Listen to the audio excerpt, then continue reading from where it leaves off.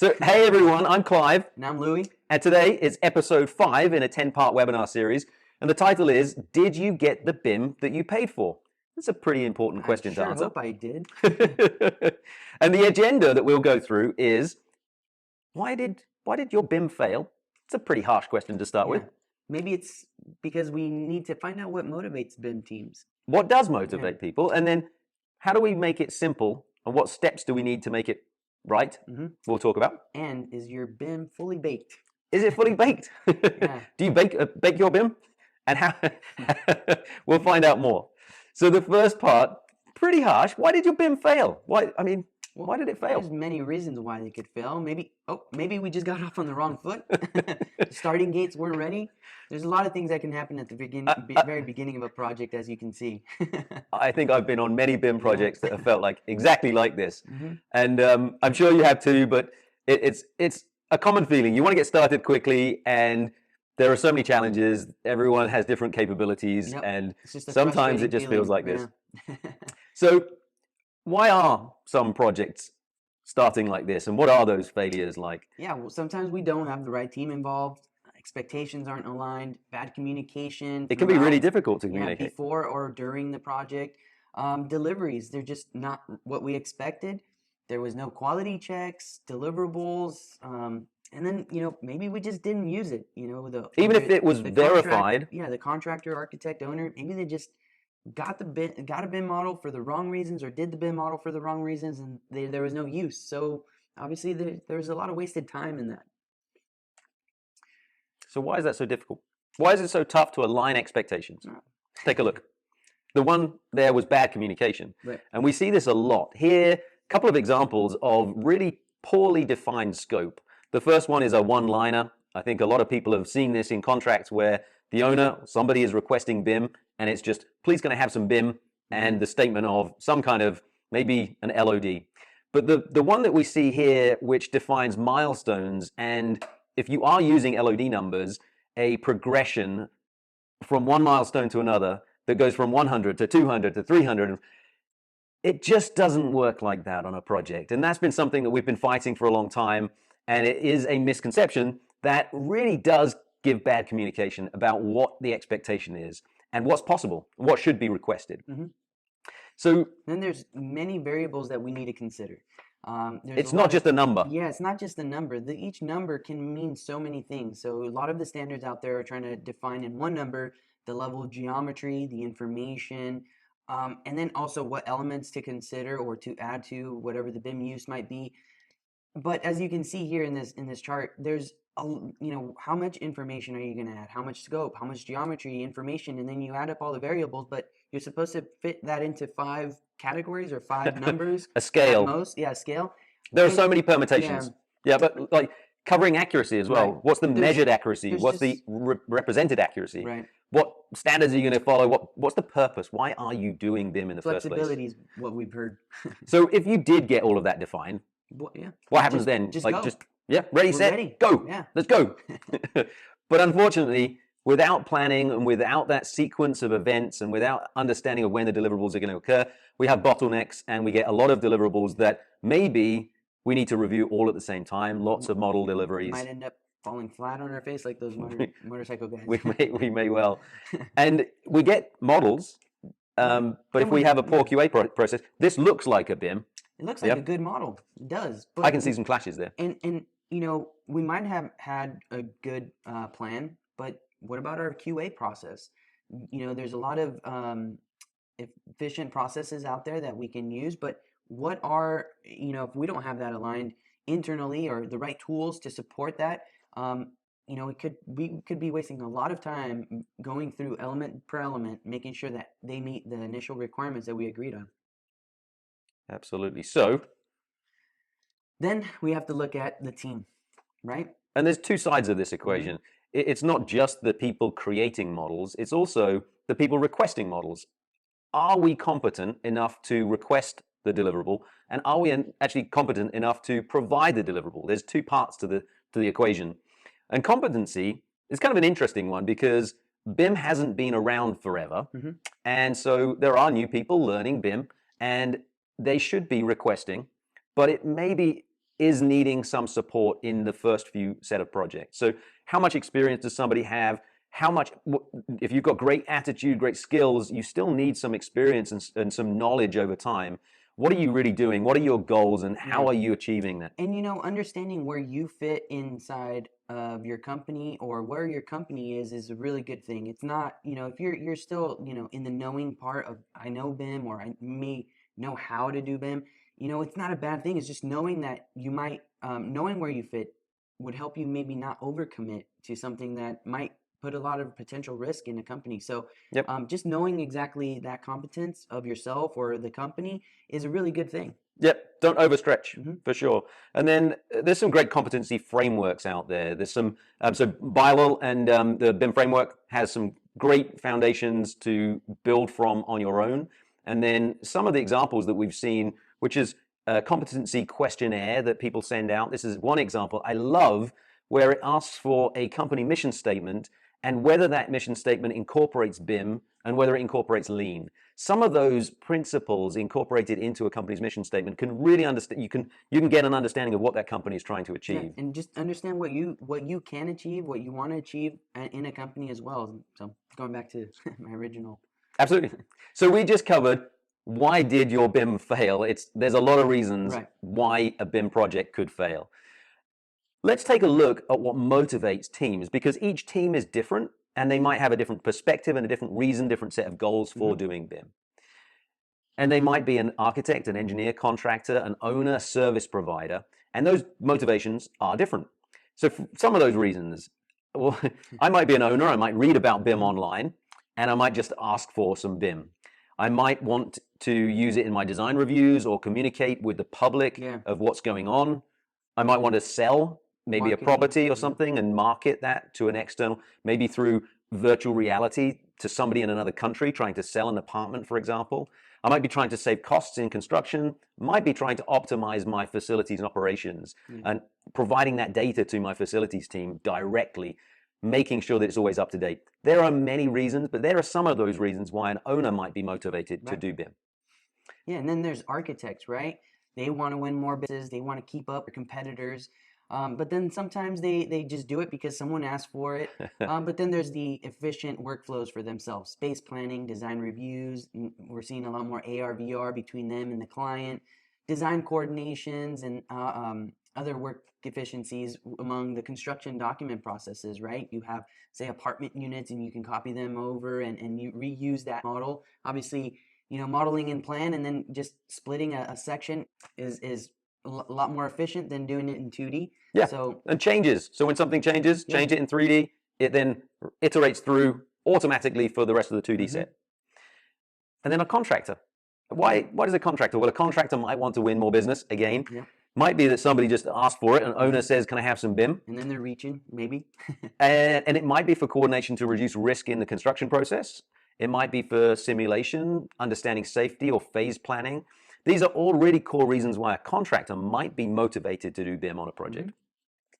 Engineers, again, same obvious reasons, to win more business or because someone had asked, but they too are part of the design coordination, but they internally might want to do some system analysis, bill of materials, or they have a fabrication team on site or among their own team. So they'll be modeling and design and producing that same model for their fabrication facilities.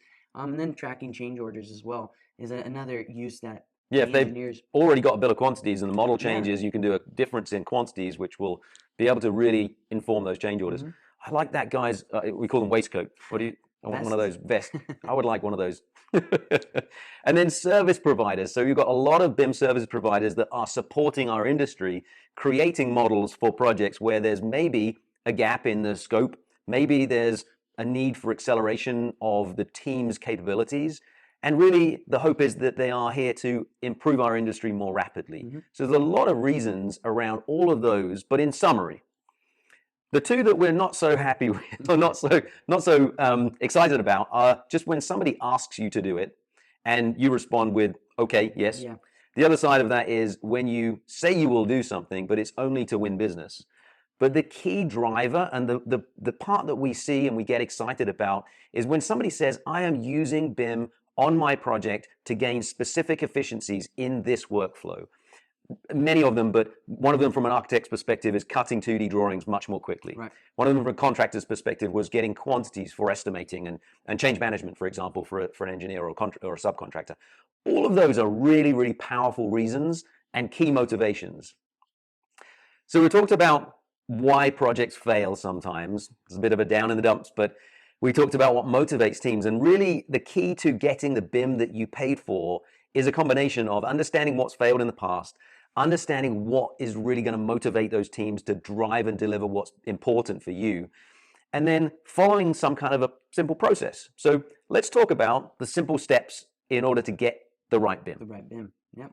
Or get BIM right. Of course, we need to define the why, right? Why are we doing BIM in the What's first the place? purpose? What is the purpose? And this will help us set up those major milestones within the project that we can then define with scope. Yep. Each information delivery milestone needs a certain amount of scope, and that's really defining the what, the list of items, and then how much is required, right? You want to provide whether it's an LOD or the right level of geometry, information. What is it exactly that you need at each milestone? And again, going back to what Clive had mentioned in the Excel table, that you'll see LOD 100, 200, 300. You know, the most efficient that's not workflows- useful. Yeah, the most successful and efficient workflows that we've seen are only those that actually progress when needed, right? So if you need something in 2D, just get it in 2D, and if it ever needs to be in 3D, then ask for that, because it might have some other better use for coordination. Or as you can see, we're not asking for any kind of asset handover of sinks or plumbing fixtures until the asset handover. So really focus on when you might need those objects and when they need to progress in detail. And also, you mentioned there on asset handover, what information is important. So what's the geometry, what's the documentation, what's the information for each information delivery milestone, and understand also who is responsible for it, especially when you have a handover. Right. So here we've got stairs that were required only in 2D for a structural estimate, and then later it was, so that was the architect that was responsible in 2D, and then later on at a different milestone, the structural engineer was involved for an MEP coordination that was required in 3D, and there might have been some other requirements that were attached to that cell. Yeah, and the simpler you can keep that, the better off you'll be, especially if you're just getting started with your first BIM project. Just keep it simple. Keep it down to the basic elements, components, systems. Best recommendation I can give. Yeah, absolutely. Keep it simple. Yeah. And then have an optimum delivery sequence. Right. We've seen, and the stats are amazing, but a 53% reduction in issues based on being able to sequence the tasks for each one of those information delivery milestones in an order that makes sense for the team so that there's less rework.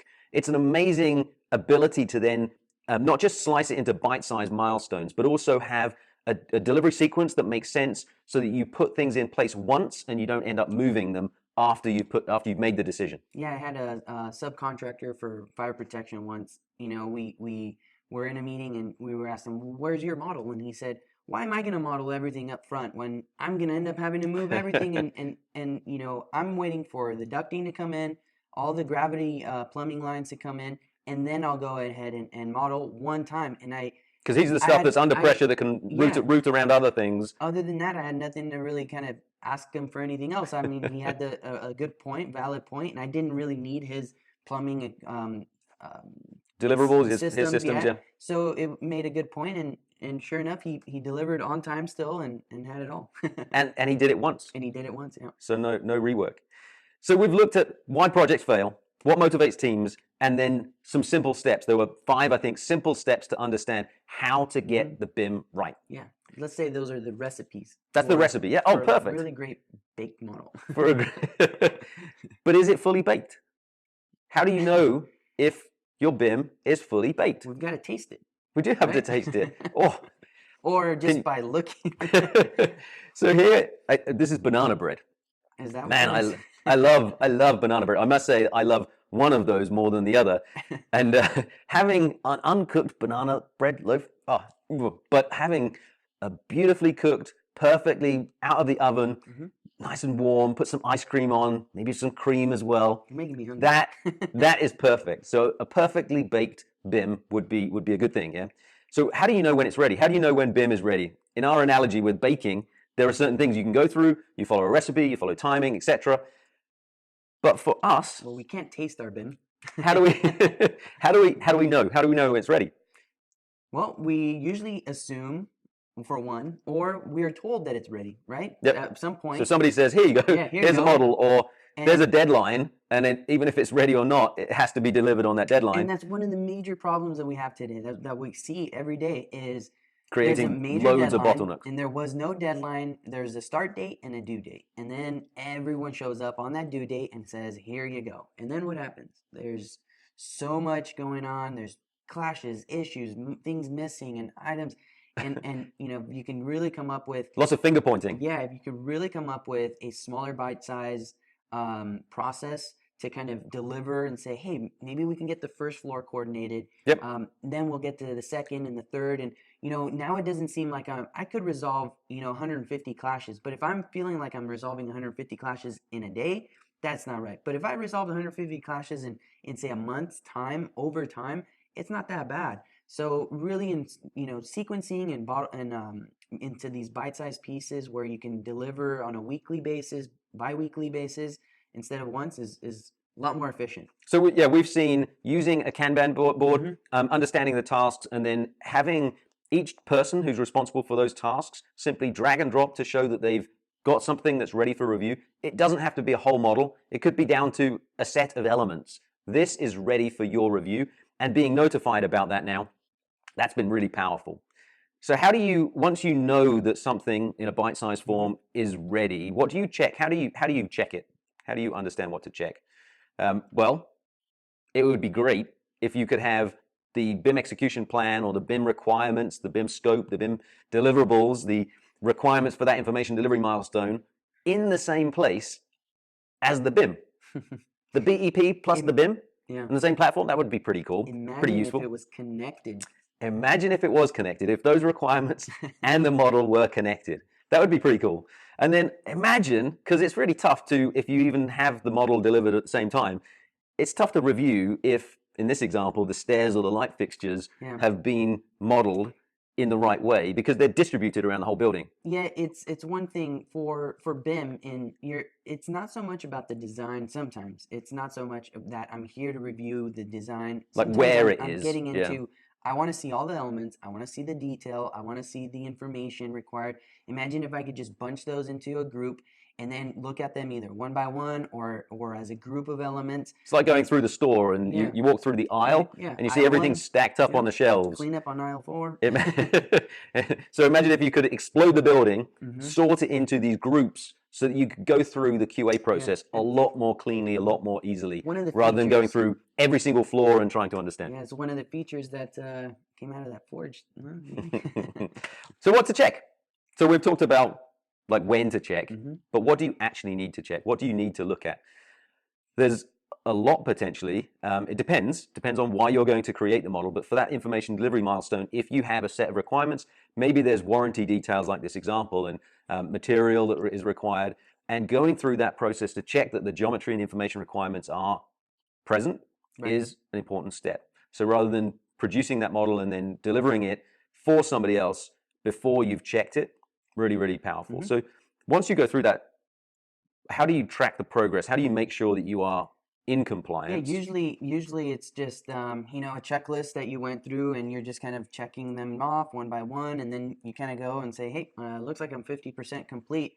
But imagine if you can actually connect that to your BIM task, your BIM requirements, and visually see the model and filter and hide what's been verified, what's been get completed. Updates instantly. Every time you check off a task, you can see visually in the model what has been checked off. That would be pretty cool.